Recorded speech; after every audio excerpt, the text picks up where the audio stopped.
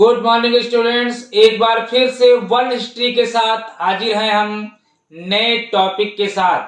तो आइए, आपका हार्दिक स्वागत और अभिनंदन। आज हम लोग पढ़ने जा रहे हैं हेनरी अष्टम की विदेश नीति।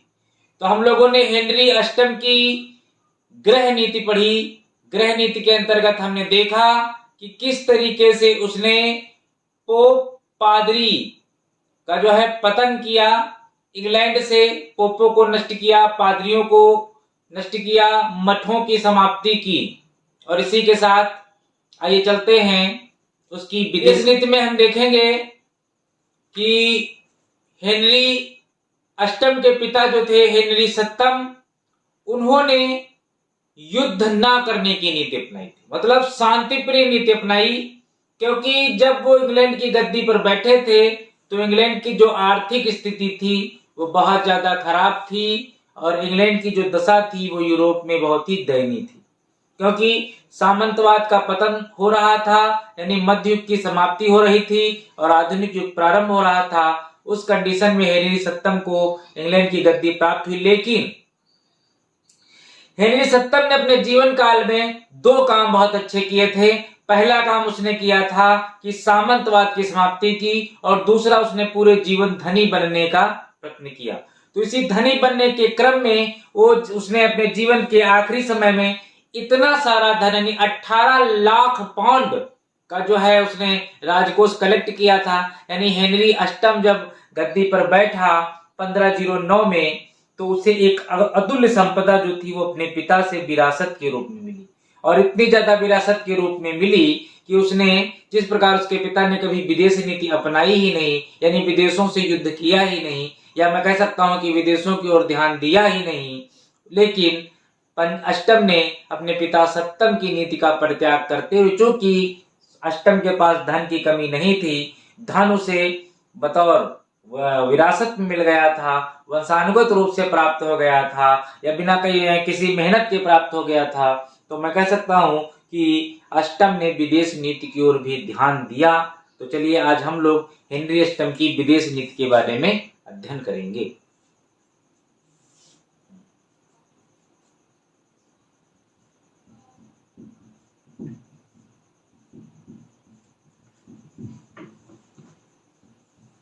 हेनरी अष्टम की विदेश नीति।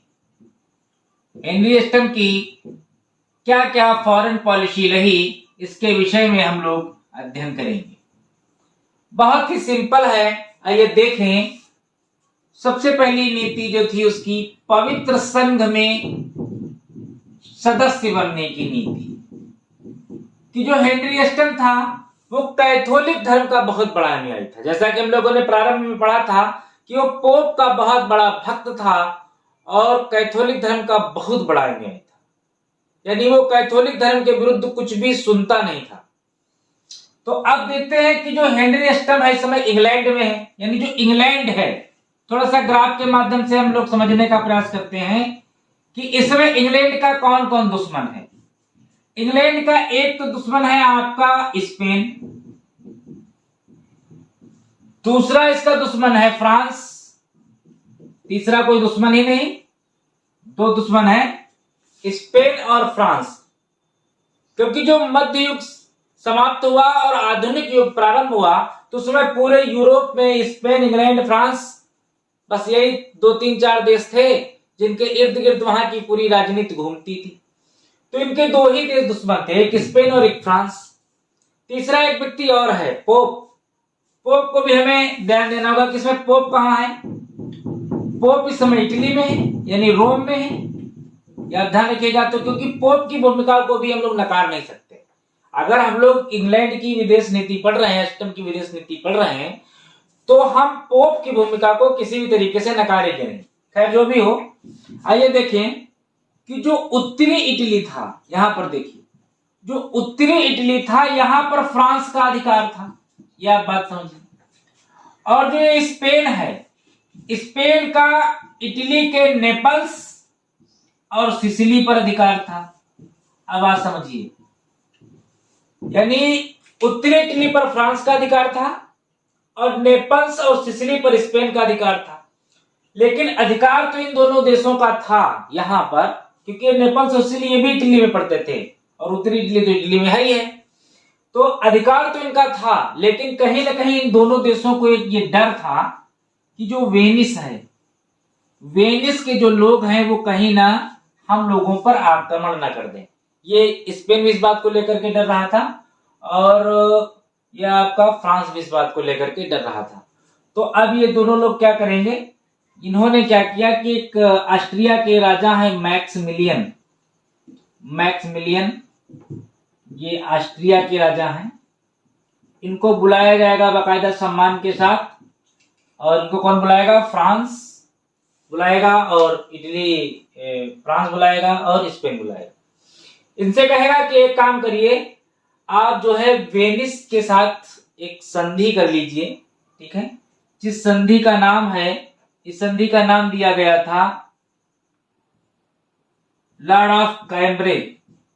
लॉर्ड ऑफ कैम्ब्रे की संधि की गई, एक कैम्ब्रे की संधि की गई और इसमें कहा गया कि जो है इन लोगों को समझाइए कि वो हम लोगों पे आक्रमण ना करें।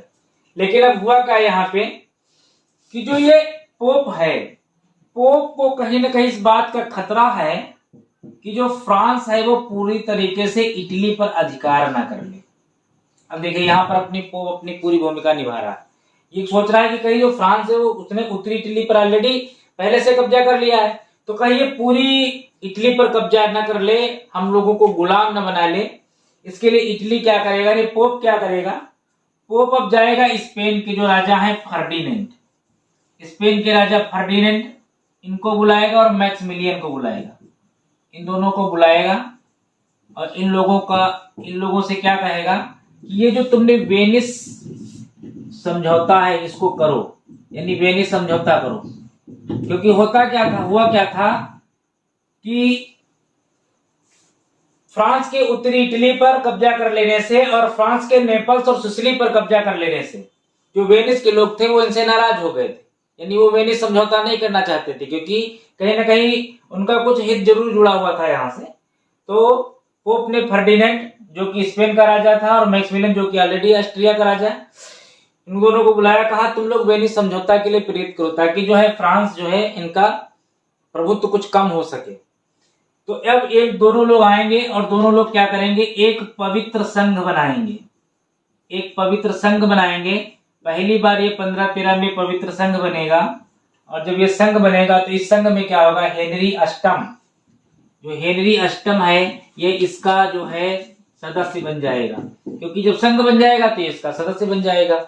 और चूंकि यह पोप का अनन्य भक्त है तो जब सदस्य बनेगा तो भक्त तो पहले से ही है, तो एक बहुत बड़ी धनराशि और एक विशाल सेना वो पोप के लिए मुहैया कराएगा, उसकी सुरक्षा के लिए मुहैया कराएगा। इस प्रकार क्या होगा कि यूरोप की राजनीति में हेनरी अष्टम की एंट्री होगी और इसकी एंट्री होने से क्या होगा, जो फ्रांस जो एक सपना देख रहा था कि वो पूरे इटली पर कब्जा कर लेगा, कहीं ना कहीं उसका ये सपना चूर चूर हो जाएगा और इस पवित्र संघ में शामिल होकर के हेनरी अष्टम यूरोप की राजनीति में जो है इंटर करेगा। तो मैं कह सकता हूं कि ये जो पवित्र संघ में जाने की जो उसकी मंशा थी, यानी जो है ये उसकी विदेश नीति में शामिल था, क्योंकि इसी के द्वारा वो फिर संघ में शामिल होगा और यूरोप की राजनीति में सक्रिय भूमिका निभाना प्रारंभ करेगा। अब हम लोग देखेंगे कि हेनरी अष्टम का फ्रांस से युद्ध, यानी फ्रांस के प्रति उसकी क्या नीति रही, इस पर हम लोग चलेंगे, देखेंगे। तो चूंकि अब हेनरी अष्टम जो था वो पवित्र संघ में शामिल हो चुका था, जैसा कि हम लोगों ने देखा, और चूंकि वह पोप का बहुत बड़ा भक्त था, कैथोलिक धर्म का अनुयायी था, तो फ्रांस जो था वो इटली पर कहीं ना कहीं अधिकार कर लेना चाहता था और या उसकी मंशा थी इटली पर अधिकार करने की। पोप इस बात को भली भांति समझता था, तो उसने कहीं ना कहीं हेनरी को उकसाया या जो भी रहा हो, फिर भी हेनरी अष्टम ने क्या किया, देखिए यहां पर हेनरी अष्टम ने फ्रांस के दक्षिणी भाग पर अधिकार किया, फ्रांस के दक्षिणी भाग पर आक्रमण कर दिया। या तो पोप के उकसावे में किया या अपनी मर्जी से किया, कुछ भी किया, लेकिन आक्रमण किया, ये ऐसा मेरा विचार है। तो फ्रांस के दक्षिणी भाग पर आक्रमण किया, लेकिन फ्रांस कोई छोटा मोटा तो देश था नहीं, भाई युद्ध होगा तो कोई एक व्यक्ति हारेगा और कोई एक व्यक्ति जीतेगा, कॉमन सेंस है। हेनरी अष्टम यहाँ पर असफल हो जाएगा, यानी हार जाएगा। लेकिन हारने से यह निराश नहीं होगा और एक साल बाद पुनः यानी 1513 में यह पुनः फ्रांस पर आक्रमण करेगा। पुनः फ्रांस पर आक्रमण करेगा हेनरी अष्टम। और आक्रमण करने के बाद क्या करेगा, थराउन एक क्षेत्र होता है, थराउन पर अधिकार कर लेगा, थराउन पर अधिकार कर लेगा। और स्पर्स एक युद्ध, ये युद्ध लड़ा जाएगा, इसको कहा जाएगा स्पर्स के युद्ध में फ्रांस को पराजित करेगा, फ्रांस को पराजित भी करेगा। ये देखिए, जब फ्रांस को पराजित करेगा नहीं, यहां पर अब फ्रांस क्या हो जाएगा, 1513 में हेनरी अष्टम से हार जाएगा। जब फ्रांस हेनरी अष्टम से हार जाएगा तो हेनरी अष्टम के विरुद्ध फ्रांस का एक मित्र होगा हेनरी स्कॉटलैंड। ये स्कॉटलैंड अब क्या करेगा, अपनी सेना भेजेगा हेनरी अष्टम के विरुद्ध, कहेगा तुमने मेरे मित्र फ्रांस को कैसे हरा दिया, अब तुमको मुझसे युद्ध करना होगा। तो स्कॉटलैंड अपनी सेना भेजेगा हेनरी अष्टम के विरुद्ध और यहां पर हेनरी अष्टम और स्कॉटलैंड का युद्ध होगा। इसमें क्या होगा कि स्कॉटलैंड जो है वो भी इस युद्ध में पराजित हो जाएगा, यानी हेनरी अष्टम क्या करेगा, स्कॉटलैंड को पराजित कर देगा। और पराजित करने के बाद वह इसके भी कुछ भूभाग पर अधिकार कर लेगा और इसको अंत में विवश होकर इससे संधि करनी पड़ेगी। इसके बाद क्या होगा, यहां पर देखिए एक बहुत बड़ी बात है, पोप यहां पर पलटी मार जाएगा और वो क्या करेगा, पोप यहां पर फ्रांस से संधि कर लेगा। समझिए, पोप जो है वो फ्रांस से संधि कर लेगा। तो इस प्रकार मैं कह सकता हूं कि हेनरी अष्टम की जो यहाँ पर मेहनत है वो पूरी तरीके से बेकार जाएगी, क्योंकि पोप जो है इससे वो संधि कर लेगा। देखिए 1515 में क्या हुआ, फ्रांसिस प्रथम ये फ्रांस का राजा बनेगा 1515 में। और जब ये राजा बनेगा, राजा बनते ही ये क्या करेगा, इटली पर आक्रमण करेगा।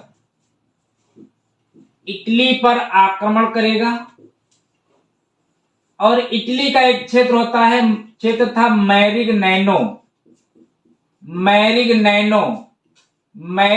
पर अधिकार कर लेगा। इससे अब क्या होगा, पूरे यूरोप में खलबली मच जाएगी, इंग्लैंड को भी खलबली मचेगी, स्पेन को भी खलबली मचेगी। इधर देखिए स्पेन में क्या हो रहा है कि स्पेन के जो राजा हैं फर्डिनेंड, उनकी मृत्यु हो गई और उनकी जगह पर राजा कौन बना, चार्ल्स पंचम राजा बना। और इधर इंग्लैंड का कौन राजा है, हेनरी अष्टम। अब ये दोनों लोग क्या करेंगे, जब देखेंगे कि जो है फ्रांसिस प्रथम इटली पर अधिकार कर लेगा, यानी इटली पर अधिकार कर लेने से इन लोगों को भी थोड़ा सा दहशत होगी कि ये तो पावरफुल हो गया। तो अब ये दोनों लोग क्या करेंगे, आपस में मित्रता कर लेंगे और मित्रता करने के बाद एक गुट बनाएंगे और गुट बनाने के बाद ये क्या करेंगे, फ्रांस पर आक्रमण करेंगे। दोनों लोग हैं, चार्ल्स पंचम और हेनरी अष्टम, ये लोग क्या करेंगे, फ्रांसिस प्रथम पर आक्रमण करेंगे। लेकिन संयोग से ये दोनों लोग असफल रहेंगे। इनके आक्रमण करने का मुख्य उद्देश्य था कि इटली से इसके प्रभुत्व को समाप्त करना, क्योंकि वहां पर पोप रहता था। क्योंकि फ्रांसिस ने जब इटली पर अधिकार कर लिया तो उसने पोप को बंदी बना लिया और जो वहां पर जो चर्च था उसको अपने अधिकार में ले लिया। तो कहीं ना कहीं इन दोनों लोगों ने प्रयास किया, बहुत अच्छा प्रयास किया, लेकिन ये बाद में असफल हो गए किसी कारण से। चलिए देखें आगे की तैयारी क्या होगी। हेनरी अष्टम की हम स्कॉटलैंड के साथ देखें उसके संबंधों की क्या नीति थी। स्कॉटलैंड का जो राजा था वो जेम्स चतुर्थ था। जेम्स चतुर्थ हालांकि हेनरी का संबंधी था, यानी रिश्तेदार था, लेकिन फिर भी यह हेनरी से क्या करता था, ये क्रुद्ध रहता था, इसे नाराज रहता था और यह इसका विरोधी था। इसे क्रुद्ध रहता था और इसका जो है विरोधी था। और ये फ्रांस फ्रांस के पक्ष में था जेम्स चतुर्थ। हालांकि वो हेनरी का संबंधी था, रिश्तेदार था, फिर भी वो इंग्लैंड का विरोधी था और हमेशा फ्रांस के पक्ष में रहता था। इसके बाद में क्या हुआ कि जेम्स चतुर्थ की जब मृत्यु हो गई तो जेम्स चतुर्थ की मृत्यु के बाद जेम्स पंचम स्कॉटलैंड की गद्दी पर बैठा और इसने 1542 में क्या किया, इंग्लैंड पर आक्रमण कर दिया। इस आक्रमण में इसकी हार हुई और ये हार को बर्दाश्त ना कर सका और इसकी मृत्यु हो गई। इसके बाद क्या हुआ कि हेनरी का एक पुत्र था जिसका नाम था एडवर्ड और स्कॉटलैंड की एक रानी थी जिनका नाम था मेरी। हेनरी क्या चाहता था कि एडवर्ड की शादी मेरी से हो जाए। इससे क्या हो जाएगा कि इंग्लैंड और स्कॉटलैंड के संबंधों में मधुरता आ जाएगी। लेकिन वहां के जो सरदार थे उन्होंने क्या किया, इस शादी का विरोध किया, यानी वो इस शादी को नहीं करना चाहते थे। खुद मेरी भी इस शादी को नहीं करना चाहती थी, लेकिन हेनरी चाहता था कि हेनरी, चूंकि एडवर्ड जो था हेनरी का पुत्र था, तो हेनरी चाहता था कि इन लोगों की शादी हो जाए जिससे हमारा स्कॉटलैंड पर अधिकार हो जाएगा। जब ऐसा नहीं हो सका तो हेनरी क्रुद्ध हो गया और इसने क्या किया, स्कॉटलैंड पर आक्रमण कर दिया। स्कॉटलैंड पर आक्रमण किया और वहां की जो शासिका थी एडिनबरा, इनको उठाकर आग में झोंक दिया था, आग में फेंक दिया। और इस प्रकार स्कॉटलैंड के प्रति उसकी नीति युद्ध की नीति रही। यानी कुल मिलाकर स्कॉटलैंड को बर्बाद करने में हेनरी ने अपना संपूर्ण योगदान दिया। हेनरी अष्टम की आयरलैंड जो कि इंग्लैंड के अंतर्गत ही आता था, क्योंकि आयरलैंड ग्रेट ब्रिटेन के अंतर्गत आता था। यानी यहाँ की जो संसद थी इस पर इंग्लैंड की संसद का ही अधिकार था। तो बाद में हमने पढ़ा, जब हेनरी अष्टम को हमने पढ़ा था, तो हेनरी अष्टम चूंकि पोप का एक बहुत बड़ा भक्त था, अनुयायी था, कैथोलिक धर्म को मानने वाला था, लेकिन उसने अपने भाई आर्थर की पत्नी कैथरीन से शादी कर ली थी। 17 वर्षों तक कैथरीन के और हेनरी अष्टम के संबंध मधुर रहे। कैथरीन के बहुत सारे बच्चे हुए, लेकिन एक पुत्री को छोड़कर कोई बच्चे जीवित नहीं बचे।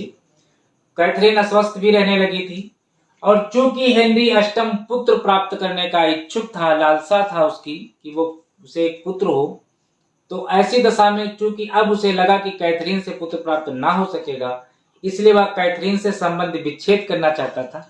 और कहीं न कहीं उसके मन में इस बात का भी भय था कि उसने अपने भाई की पत्नी से शादी की, तो शायद उसे इस बात की सजा मिली है, उसे ऐसा नहीं करना चाहिए था।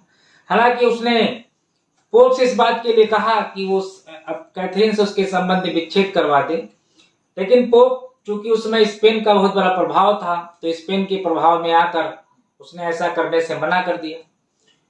तो हेनरी अष्टम ने अपने मंत्री कार्डिनल वुल्जे को भेजा। चूंकि वुल्जे जो था वो पोप के बहुत निकट था, लेकिन वुल्जे भी ऐसा करने में असमर्थ रहा। ऐसी कंडीशन में जो हेनरी अष्टम था वो पोप से बहुत नाराज हो गया, और जब वो पोप से नाराज हो गया तो उसने क्या किया, नाराज होने के बाद वो पोप के प्रभाव को इंग्लैंड से समाप्त करना उसने प्रारंभ किया। तो पोप के प्रभाव को जब उसने इंग्लैंड से समाप्त करना प्रारंभ किया, तो आयरलैंड, जो कि वहां पर इंग्लैंड की संसद का कब्जा था, तो यहाँ पर भी उसने क्या किया, आयरलैंड में भी पोप के प्रभाव को समाप्त करना प्रारंभ किया।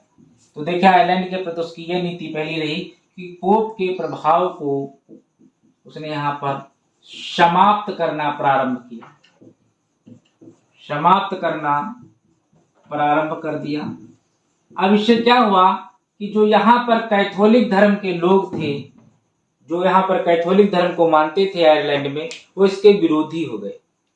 लेकिन इसने उनके दमन का सहारा लिया, जिन लोगों ने विरोध किया उनके दमन का सहारा लिया। दूसरी चीज, यहाँ पर जो मूर्तियां थी कैथोलिक धर्म की, उन मूर्तियों को तोड़ दिया गया, कंप्लीटली तोड़ दिया गया मूर्तियों को, क्योंकि ये पोप के प्रभाव को बिल्कुल समाप्त कर देना चाहता था। तो यहाँ की मूर्तियों को तोड़ दिया गया। यहाँ की जो संसद थी, आयरलैंड की जो संसद थी, उसने जितने भी इसने अधिकार इंग्लैंड की संसद में पास किए थे, वे सभी अधिकार वहां की संसद में पास कर दिए गए, सभी अधिकार वहां पर पास कर दिए गए। इंग्लैंड की संसद में सभी अधिकार पास कर दिए गए, ठीक है।